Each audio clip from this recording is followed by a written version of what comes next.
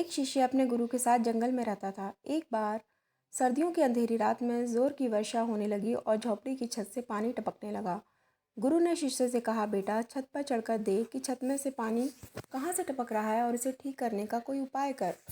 शिष्य गुरु का कहा मानना चाहता था, पर उसने मन में सोचा कि बाहर अंधेरा और ठंड है, अगर मैं बाहर गया तो भीग जाऊंगा, मैं फिसल कर गिर गया तो मेरी टांग टूट जाएगी, इसलिए मुझे बाहर जाने का कोई फ़ायदा नहीं। उसने अपने गुरु से कहा, गुरुदेव अगर मैं छत पर गया तो मेरे पैर छत पर होंगे और आप छत के नीचे, मैं ऐसी बेअदबी कैसे कर सकता हूँ।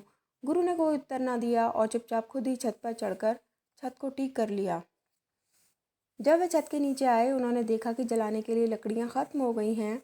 इसलिए उन्होंने शिष्य से कहा, बेटा बाहर जंगल में जाकर जलाने के लिए कुछ लकड़ियाँ ले आओ। शिष्य गुरु का कहना मानना चाहता था, पर उसे जंगल से डर लगता था। वह सोचने लगा कि बाहर अंधेरा है, जंगली जानवर हैं, मुझे चोट लग सकती है, जानवर मुझे ज़िंदा ही खा जाएंगे। उसने मन में फ़ौरन बहाना ढूंढना शुरू कर दिया और बोला, गुरुदेव अगर मैं जंगल की ओर गया तो मेरी पीठ आपकी ओर हो जाएगी, मैं आपकी बेअदबी कैसे कर सकता हूँ। इस बार भी गुरु ने कुछ नहीं कहा और चुपचाप खुद ही जंगल में जाकर जलाने के लिए लकड़ियाँ इकट्ठी कर लाए। गुरु ने जंगल से वापस आकर भोजन तैयार किया। जब भोजन तैयार हो गया तो शिष्य से कहा, बेटा खाना तैयार है, आकर खा ले।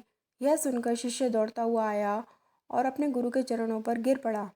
वह बहुत प्रेम पूर्वक कहने लगा, गुरुजी मुझे माफ़ कर दें, मैंने 2 बार आपकी हुक्म उदूली की है, इस बार मैं आपका हुक्म ज़रूर मानूंगा। अगर आपको ये कहानी पसंद आई तो प्लीज़ हमारे चैनल को लाइक और सब्सक्राइब करिए। Thanks for watching.